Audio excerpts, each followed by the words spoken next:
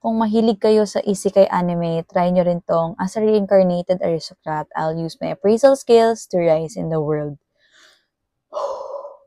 Umiikot ang kwento ng As a Reincarnated Aristocrat sa isang Japanese salaryman na namatay at na-reincarnate sa ibang world bilang si Ars Levant na galing sa noble family, tapos yung goal niya is to fortify the family's power by hiring or encouraging people to join them. How does he do that? Hindi man siya nabiyayaan ng combat skills or magic, kaya naman niya magamit yung kanyang appraisal ability wherein he can identify a person's current strength, gaano kalaki yung potential ng someone na yon, and yung specific talents nila. Nagkataon na nung na-reincarnate siya, laganap na yung corruption sa kingdom nila, and maraming rebellion na naganap, kaya need mag-encourage ng talented people na sumapi sa kanila.